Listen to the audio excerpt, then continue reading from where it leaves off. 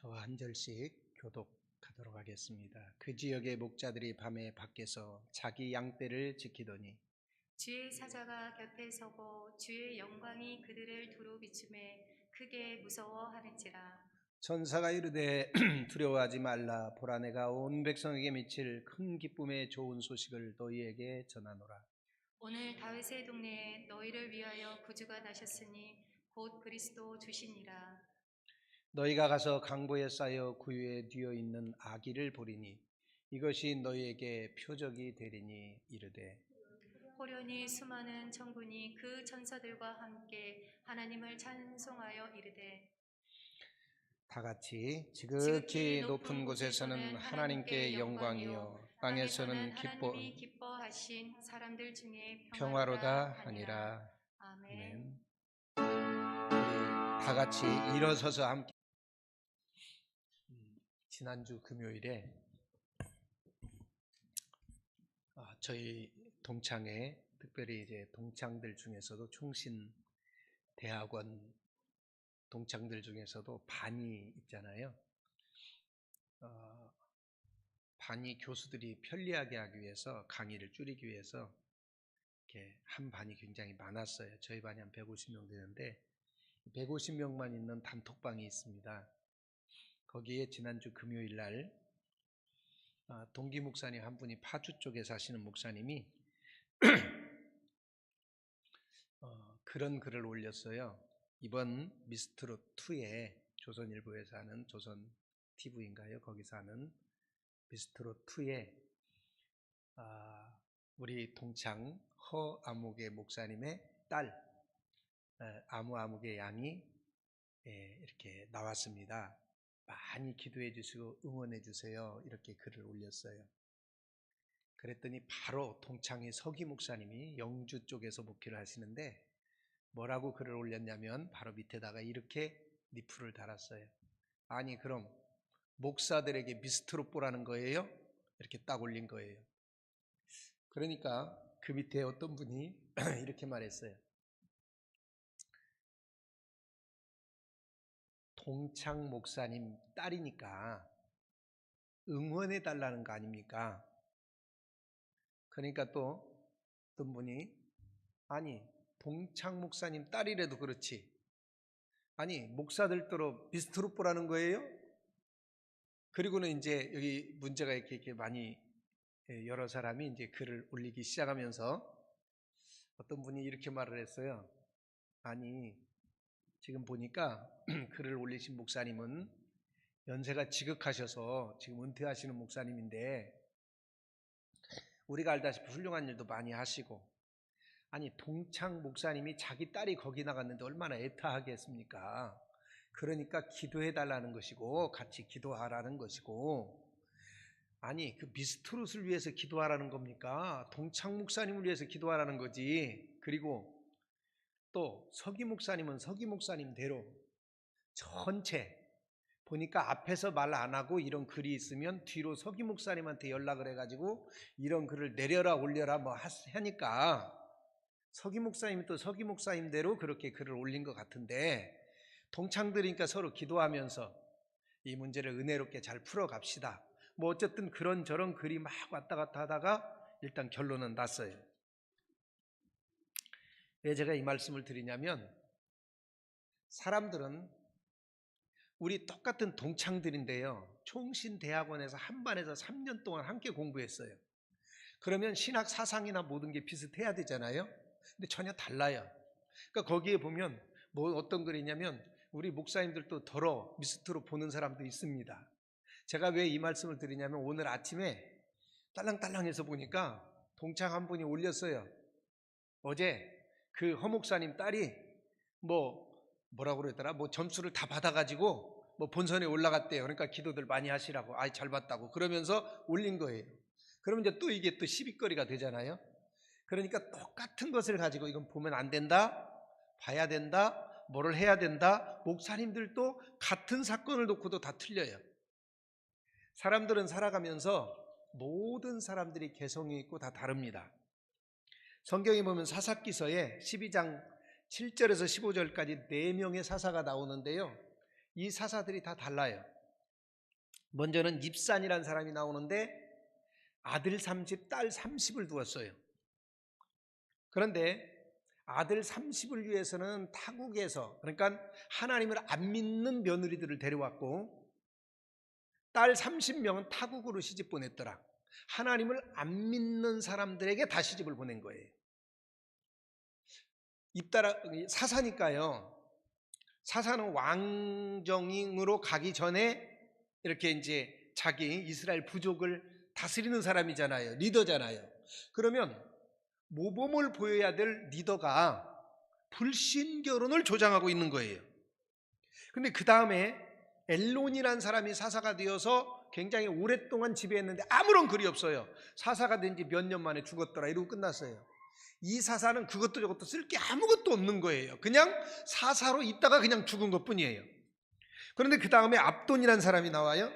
압돈이라는 사람은 아들 40명이 있었고 손자 30명이 있었는데 모두 나귀를 탔더라. 무슨 말이냐면 오늘날로 말하면 이 아버지가 모든 아들과 손자에게, 자녀들에게, 자손들에게 전부 다 자가용 한 대씩 사줬더라 이 말이에요. 나귀를 모든 사람이 탈 필요가 없잖아요. 그죠? 아니 식구가 70명이면 70개 나귀가 꼭 필요하냐고요. 자가용 70대 필요한 거 아니죠. 우리가 알잖아요.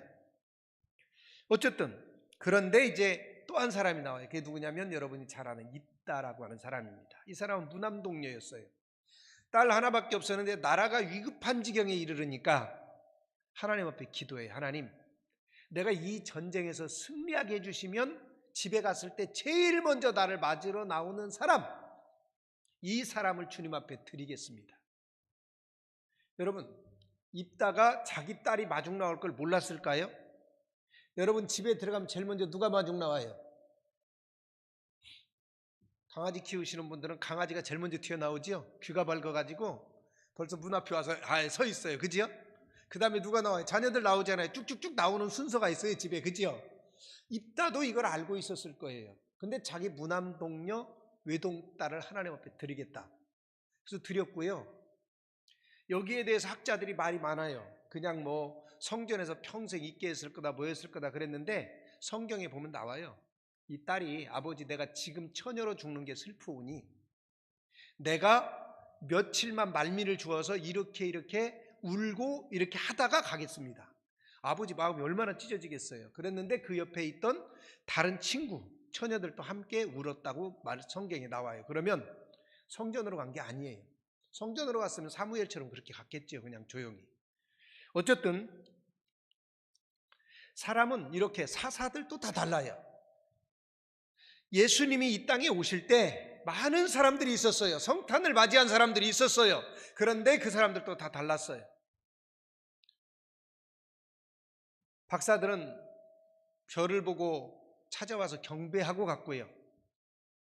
목자들도 와서 경배하고 갔어요. 박사들은 경배만 한 게 아니라 보배합도 열어서 드렸어요. 황금과 유향과 몰약. 당시에는 황금, 유향, 몰약 중에서 저는 황금은 참 비싼데 왜 이 향하고 몰약은 왜 드렸지? 저는 이렇게 생각했어요. 그 싸구려를. 그런데 당시에는 향수를 뽑는 기술이 없어갖고요. 큰 마차로 한 마차의 장미를 가공을 해도 향수 한 병을 못 얻었다고 그래요. 그래서 향수 가격이 금의 한 3배 정도 했다고 그럽니다. 무게로 재가지고. 그러니까 향수 1g이면 금 3g을 주어야 됐다는 거예요. 유향은 더 비싸고요. 그러니까 이 박사들이 하나님 앞에 드린 것 중에 그때는 다이아몬드나 이런 게 나오지 않았을 때니까 이 땅에서 제일 귀하고 값진 예물 3가지를 드린 거예요. 왜 이 예물 이야기를 하냐면 예수님은 왕 중에 왕이라는 것을 말씀하기 위해서 그래요. 왜냐하면 일반 왕들이 태어나면 황금 정도 드려요. 그리고 뭐 이것저것 귀한 것들을 갖다 드리지만 예수님은 이 땅에서 당시에 최고로 귀한 것 3가지를 받을 만큼 귀하신 왕이었다. 이거를 지금 입증하려고 성경에 그렇게 말을 하고 있는 거예요. 그리고 당시에는 오늘날과 달라서 여러분 우리나라 신라시대만 하더라도요. 신라시대쯤 가면 여러분 그때에는 이 하늘이 제일 중요하잖아요. 그죠? 왕들도 하늘에서 비가 오지 않는다거나 하늘에서 뭐 이상한 별똥, 우리가 생각할 때는 별똥별이잖아요. 어떤 별 하나가 뭐 이상하게 나타났다든가 그러면 난리가 났고요. 심지어 왕 목도 달아났잖아요. 그러던 시절이기 때문에 하늘의 천문이 무진장 중요해요. 그래서 그 천문학을 연구하는 박사들이 온 거예요. 별을 따라서. 어쨌든 이렇게 경배하는 사람, 또 예물을 드리는 사람, 또 마리아와 요셉은 그 말씀을 마음에 지키고 무릎 꿇어 거기에 있었잖아요. 그런데 여러분, 사관 주인이 이걸 알았겠어요? 몰랐겠어요? 자기 집에서, 여러분 우리가 마국간, 그러니까 여러분 카드나 이런 데 보면 그림이 잘못 그려진 그림들이 많은데요, 이게 뭐냐면 이스라엘은 집 구조가 우리하고 좀 달라요. 그게 뭐냐면 같은 건물 하나 이렇게 지어놓고 우리로 말하면 평상처럼 마루를 이렇게 좀 높게 올려요. 그래서 거기 아래 바닥에는 이렇게 이제 짐승들이 있어요. 그리고 이게 2층처럼 높여놓은 여기에 사람이 사는 거예요. 근데 여기는 짐승들만 있는 곳이라 원래 사람이 살질 않아요. 있질 않아요. 근데 이 위에 있는 방들이 다 찼으니까, 사람이 있는 곳이 찼으니까 예수님이 밑에 있다가 마리아하고 요셉이 밑에 있다가 출산을 하게 된 거예요. 그래서 거기에 있는 구유, 말 먹이통에다가, 여물통에다가 이렇게 출산해서 아이를 누일 수밖에 없는 상황이 된 겁니다. 자, 그렇다면 이스라엘은 이렇게 우리나라처럼 요양간 따로 짓지 않았어요. 그렇다면 잘 보세요. 같은 건물 안에 있어요. 1, 2, 3층. 아래층에서 지금 출산을 하잖아요. 그리고 아기가 울었을 거 아닙니까? 응아하고 울었을 거 아니에요. 틀림없이 알았을 거예요. 그날 몰랐더라도 그 다음날 알았겠죠. 애 안고 있으니까. 그런데 누구도 관심 가지지 않고 경배하지 않았어요.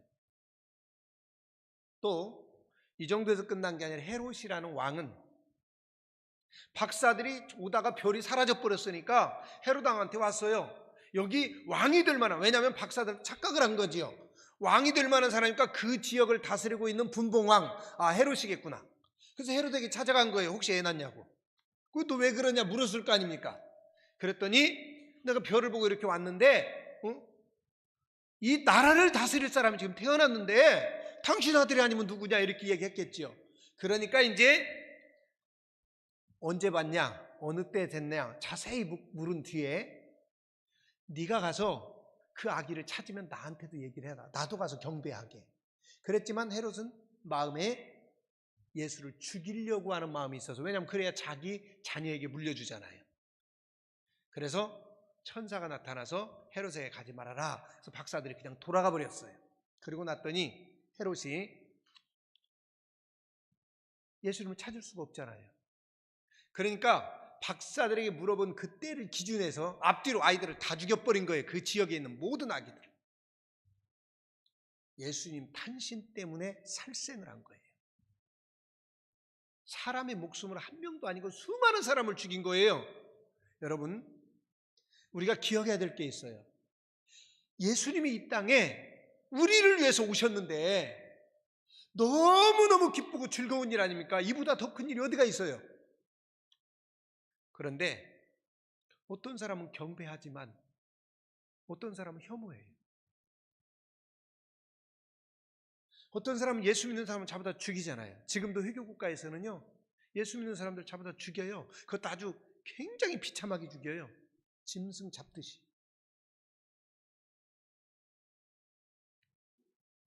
회교도들이 믿는 코란이라고도 하고 꾸란이라고도 해요. 꾸란에 명확하게 써 있어요. 기독교인 죽이라고. 그러니까 죽이는 거예요. 회교도들 중에는 믿음이 좋은 사람은 기독교인 만나면 죽여요. 그러니까 여러분이 봐서 이 사람이 믿음이 좋게 생겼다 그러면 회교도들하고 같이 가까이 가면 큰일 나요. 자, 어쨌든 성탄을 맞는 모습도 다양하고 성탄을 맞는 사람들도 다양합니다. 나라마다 다 틀려요. 자, 그렇다면 우리는 어떻습니까?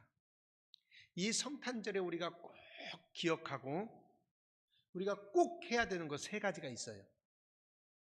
반드시 해야 되는 것 세 가지가 있습니다. 첫째는 이 땅에 오신 아기 예수를 내 안에 반드시 모셔야 돼요. 아기 예수는 구유에 있어야 될 분이 아니에요. 그분은 나를 구원하러 오신 분인 줄로 믿습니다. 여러분 꼭 기억하세요. 성탄절? 예수님이 이 땅에 사람들 만백성을 구원하러 왔어. 그러면 큰일 나요.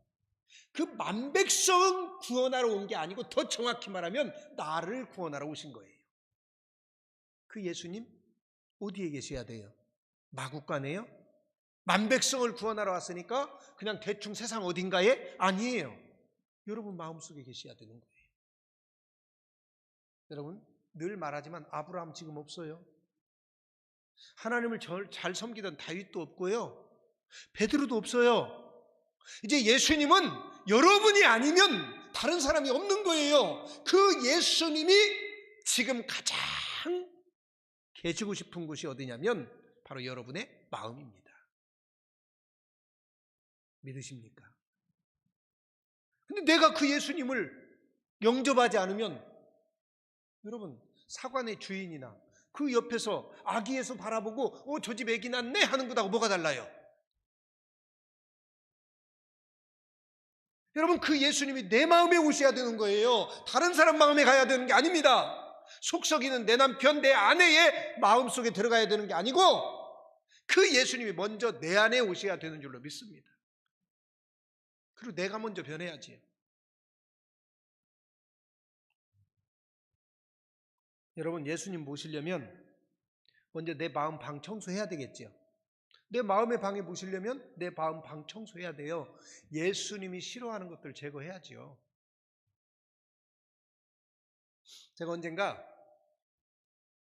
신방을 갔는데요. 어떤 집에 가니까 집이 깨끗하게 청소되어 있고 대신방을 갔는데 그 집은 은은하게 찬양도 깔려 있어요. 이분이 평상시에 이렇게 사시는구나. 너무 은혜로웠어요. 예배를 마치고 이분이 이제 식사 준비하러 이제 주방으로 갔잖아요.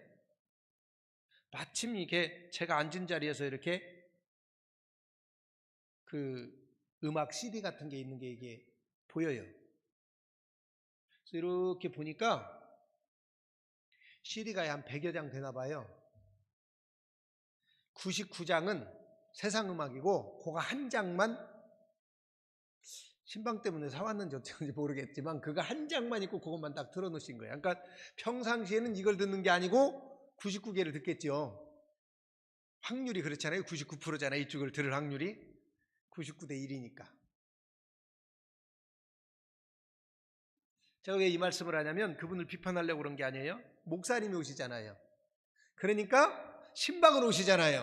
그러니까 청소하고 이렇게 구역장이 이제 이야기를 했겠죠. 셀리더가 이렇게 청소도 하고 이제 가정의 강대상, 그러니까 목사님이 성경을 놓고 말씀을 전해야 될 상도 하나 준비하고 이렇게 하라고 했겠죠. 그래서 이렇게 이제 방석도 갖다 하나 놓고 그리고 이제 음악도 멋있게 틀어놓은 거예요.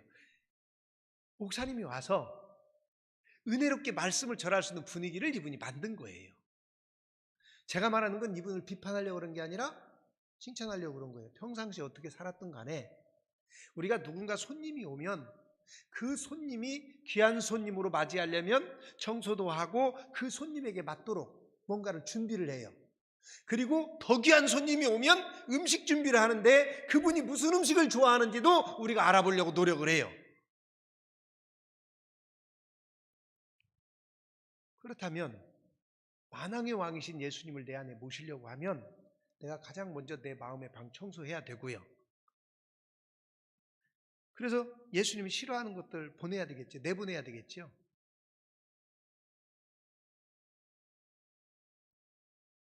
내 잘못된 것들 버려야 되겠죠.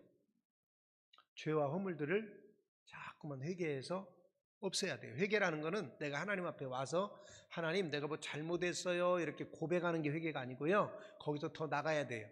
결단, 의지가 있어야 돼요. 예를 들어 그걸 끊어내야 되죠. 잘라내야 되죠. 방에 있는 것들 버려야 돼요. 방에 오물이 있으면 그걸 다 해서 밖에다 갖다 버려야 돼요. 그래야 그 방을 청소한 거예요. 제가 옛날에 시골에서 있을 때 전도사 때였어요. 어느 집에 갔는데 갑자기 갔어요. 아침에 집이 엄청 깨끗한 거예요. 들어오세요 해서 방에 들어갔는데 방이 진짜 깨끗한 거예요. 근데 다만 하나, 이불만 안 계셨더라고요. 저 코너에 이불만 있어요. 근데 어떻게 대화를 하다 보니까 양말 한 짝이 보여요, 이불 밑에. 그래서 보니까 또 그 옆에 보니까 뭐가 하나 있어. 보니까 걸레, 이뭐 다 해가지고 가로 그냥 휙 구성으로 물은 다음에 이불로 싹 덮은 거예요, 보니까. 급하니까. 그러니까 이 이불들 치면 이제 다 나오는 거겠지요? 이거는 청소를 한 게 아니에요, 아직. 완전히 청소된 게 아니에요. 급하니까 이렇게 해놨죠? 내 마음 한쪽 구석에 몰아놨어도 아직 완벽하게 청소된 건 아니라 그 말이에요. 그럼 어떻게 해야 돼요? 여러분, 이번 성탄절에는 우리가 좀 청소하기 원해요. 왜 그러냐면 앞으로 세상이 달라지는데요. 엄청 달라집니다. 이제 전 세계적으로 대면사에서 비대면으로 가고 있잖아요. 여러분, 상권이 이제는 여러분 오프라인보다 온라인이 더 커지잖아요. 여러분, 백화점에서 매출 올리는 게 크다고 생각하시죠? 아니에요.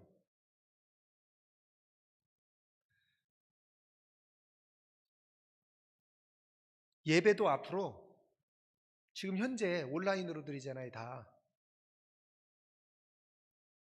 지금 큰 교회든 작은 교회든 20명으로 딱 제한되어 있어요. 그것도 방송 송출위원이에요. 근데 이 상황이 끝나도 교회로 돌아오지 않겠다 하는 사람들이 3분의 1이라니까요. 3명 중에 1명은 교회로 돌아오지 않고 그냥 이 상황이 끝나도 집에서 예배 드리겠다는 거예요. 예배를 드려도 어떻게 드리냐면 내가 좋아하는 목사님의 설교를 그냥 한 편 듣고 끝나는 거예요. 어떤 사람은 그냥 책상에 앉아서 속옷바람으로 자기 편한 자세로 그냥 그러고 끝나는 거예요. 그리고 나는 크리스찬입니다. 이게 뭐가 문제냐면 제가 늘 이야기하지만 뭐 한두 번 그럴 수 있어요. 근데 이게 점점 내가 신앙이 자꾸 이렇게 내려가요. 그러다가 어느 날 보면 난 불신자예요. 교회 가기도 싫고 기도하기도 싫고 어느 날 예수님도 싫고요. 그냥 내 멋대로 살아요.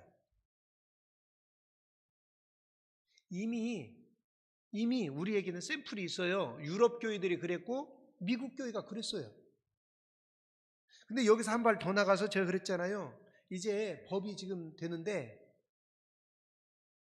제가 가급적 정치 얘기 안 하려고 우리 그 단톡방에도 지금까지도 안 올렸는데요.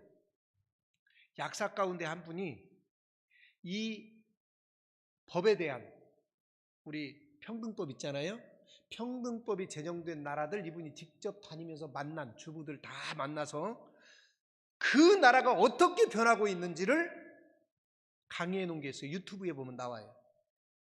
평등법하고 약사 이렇게 쳐보세요. 제가 이름은 잊어버렸으니까. 평등법하고 그 엔드 한 칸 띄고 엔드 그리고 한 칸 띄고 약사 이렇게 치면 나올 거예요. 검색할 때 그렇게 하잖아요. 빼고 싶은 거 있으면 그 중에서 싫은 거 있으면 마이너스 치고 하면 쫙 싫은 거 빠져나가고 뭔가 더 가지고 오고 싶으면 엔드에서 하나 더 하면은 이게 조건 검색이라고 그러죠. 이렇게 하면 되죠. 한번 보세요. 앞으로요 미국에서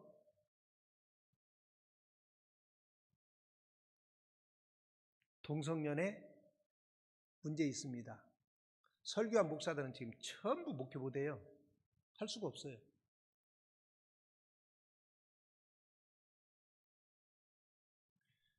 어느 정도 심각하냐면 거기에 그게 나와 있어요. 근데 실제로 미국에서 그런 일이 벌어진 거예요. 뭐냐면 제가 설교를 하잖아요. 교회 올 필요도 없어요. 그 사람들이 우리 유튜브로 이제 나갈 거 아닙니까? 그러면 그 중에 누군가가 어떻게 우연히 유튜브를 봤어요. 예를 들어 김대웅 목사 이렇게 설교를 했어요. 동성연애는 안 됩니다. 성경적으로 하나님이 싫어하십니다. 봤어요. 그러면 그걸 본 동성연애자가 자기 단톡방에다 올려요. 이게 실제로 있었던 일인데 단톡방에 올려요.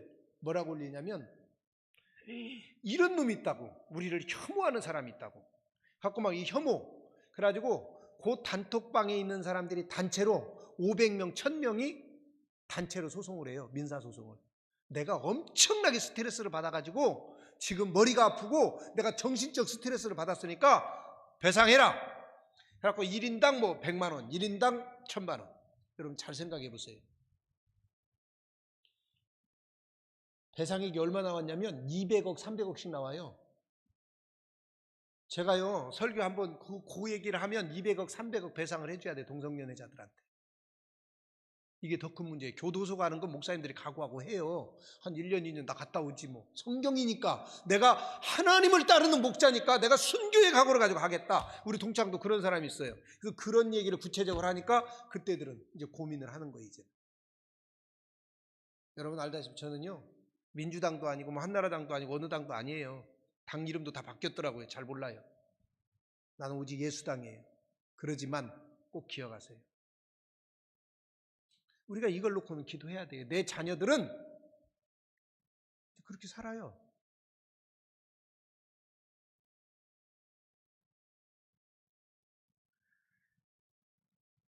이렇게 사회가 바뀌어요. 정부와 사회가 바뀌어가지고요. 보세요. 동네 슈퍼들 문 다 닫았잖아요. 이유가 있죠. 왜냐하면 슈퍼가 아무리 머리가 똑똑한 사람이 운영을 해도 대기업 못 따라가요. 왜 그런 줄 아세요? 여러분 대형 이렇게 프랜차이즈점들 있잖아요.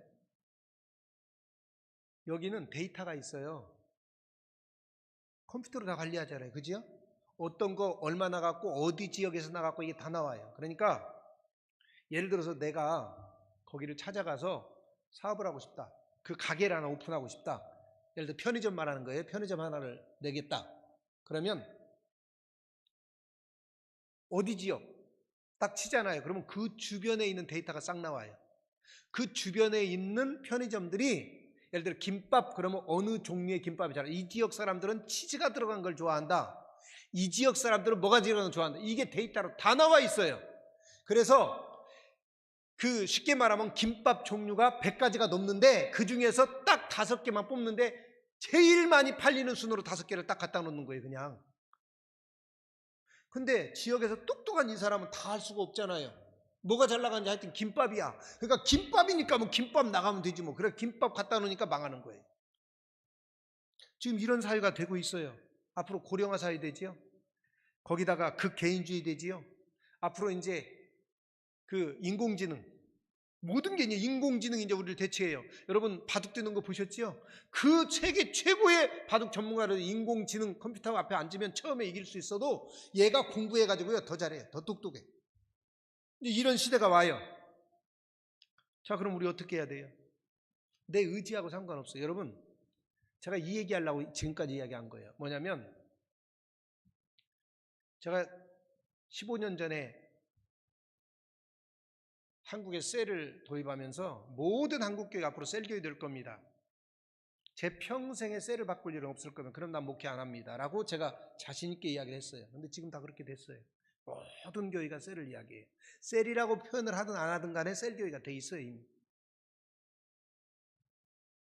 그런데 앞으로는 내가 신앙생활 잘해야지 하는 결단을 하는 사람들은 다 사단의 밥이 될 거예요. 이게 계시록에 이미 예언되어 있잖아요. 그대로 지금 되고 있잖아요. 질병 왔고요. 지금 권력이 교회를 장악하기 시작했어요. 과거에는 5년 전, 10년 전만 해도요. 교회하고 국가가 대등했어요. 그래서 교회에는 안 들어왔어요. 근데 지금은 교회 십자가 이번에 뗐잖아요. 정부에서 와서 간판 띄어내고요. 이제 교회 집 밟고 들어와요, 이제는. 왜냐하면 법으로 만들어졌으니까. 자, 그렇다면 이런 시대에 여러분 신앙생활 유지할 수 있다고 생각하세요? 계시록에 분명히 예수님이 말씀하기를 하나님이 말씀하시기를 짐승에게 다 경배한다고 그랬어요. 다 무릎 꿇게 돼 있어요. 여러분 성탄절날 이런 얘기 우울한 얘기를 하니까 저도 마음이 안 좋은데 우리가 알아야 되니까. 지금 교회들이 하루에 몇 개씩 문을 닫는 줄 아세요?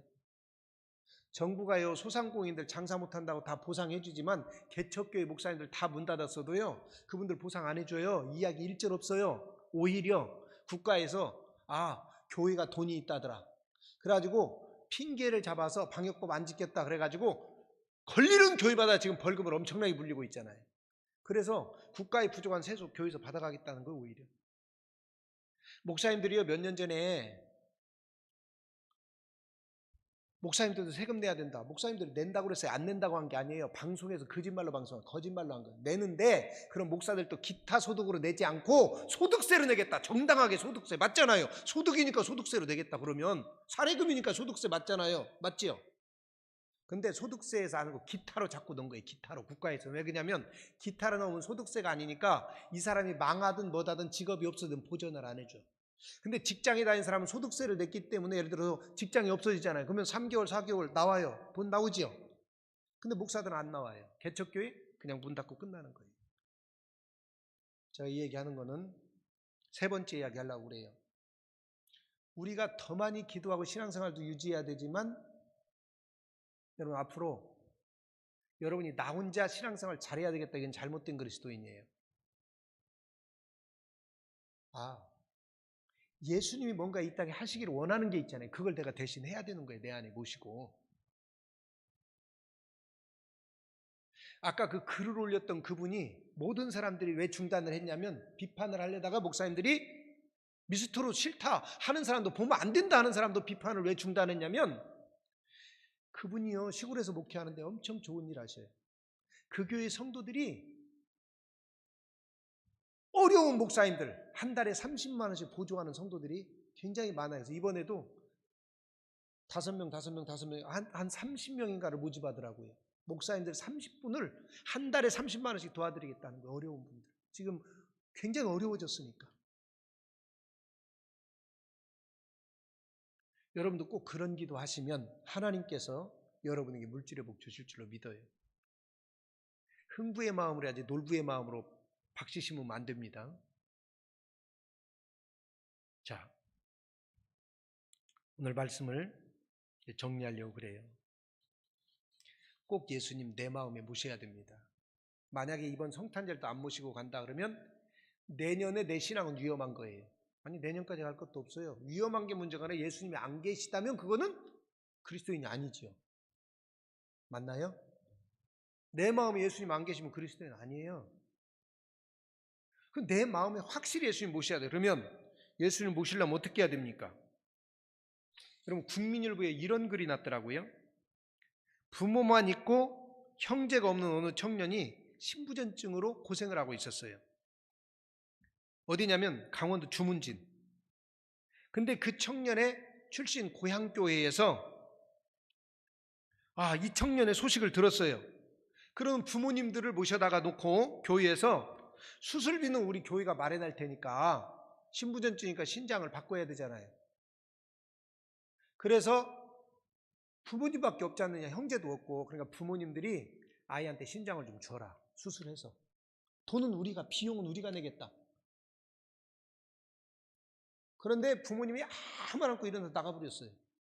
자기 자식인데도 신장 안 주겠다고 나가버린 거예요. 그리고 교회에서 연락이 안 돼요. 목사님 이게 마음이 너무 아팠어요.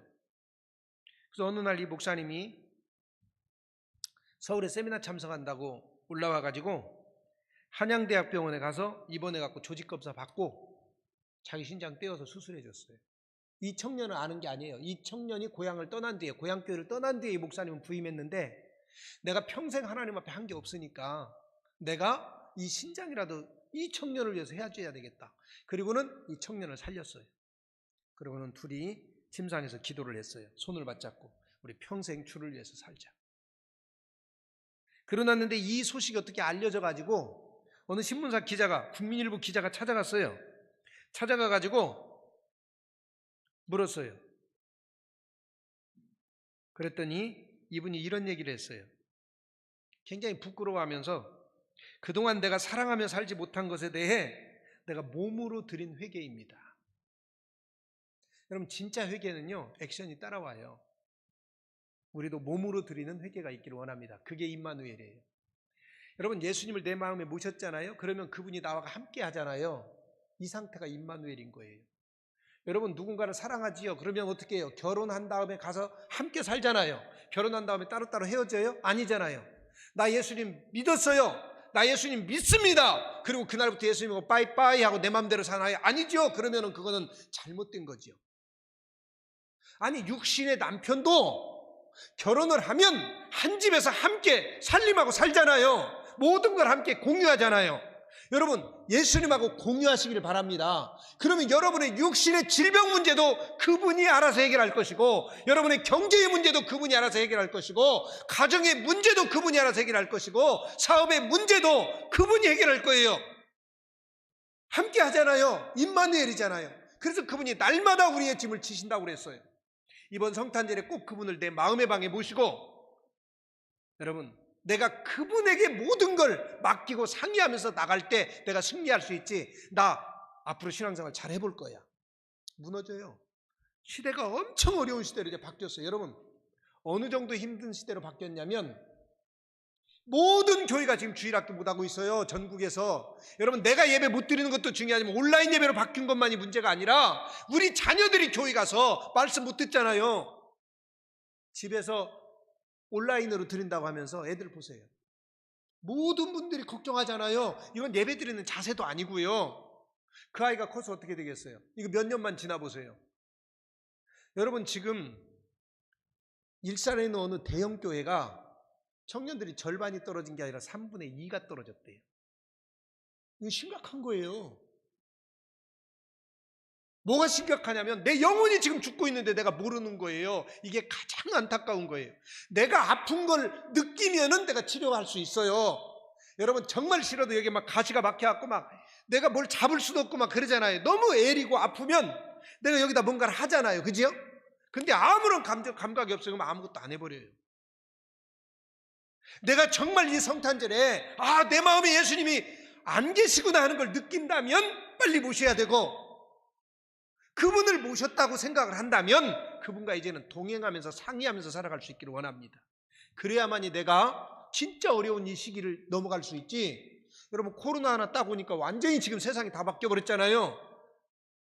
저도 이런 건 상상도 안 했어요. 그래서 나도 이제 할 만큼 했으니까 빨리 은퇴하고 뭐를 해야지 하다가 이 난리가 났었는데, 여러분 보세요. 지금 보니까 내가 잘못 생각했었구나. 그리고 1년 동안 여기 와서 곰곰이 저도 많이 생각을 해봤어요. 과거의 목표는 어떤 것도 안 돼요. 그죠? 신방도 못하고요. 이번 성탄절 때 우리 성도님들 정말 1년 동안 어려운 상황 속에서 왔고 어려운데 어떻게 할까? 그래서 처음에는 식사라도 한번 할까? 근데 식사 못하잖아요. 그죠? 하면 안 돼요. 법으로도 안 돼요. 이제는. 호적이 같지 않으면, 같은 집에 주민등록이 함께 돼 있지 않으면 식구들도 먹지 말라는 거잖아요. 그러니 그것도 안 돼. 그렇다고 신방을 할 수도 없어. 그렇다고 만날 수도 없어. 이거는요, 목회도 아니고요. 여러분 보세요. 이게 이 교회 모습인가. 이 정도 바뀌었는데 내년에 가면서 우리 보세요. 코로나 백신 나오면 좋아질 거라고요. 제가 얘기했잖아요. 내년 가을까지도 힘들 거라고.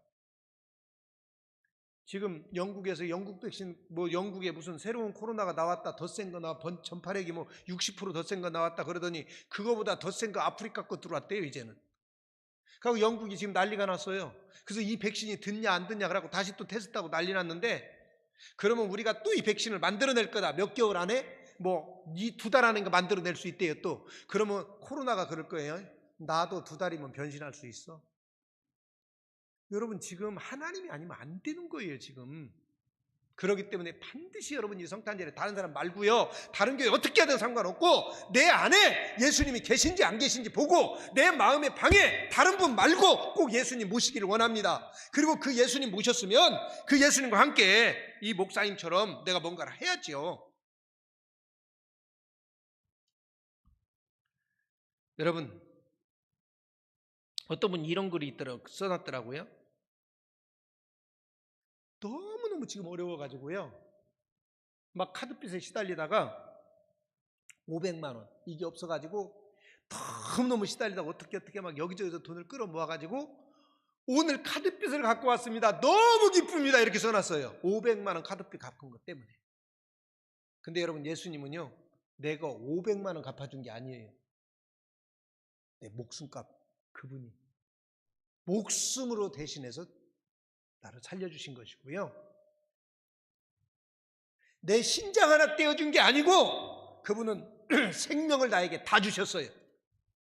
여러분 어떻게 하실래요?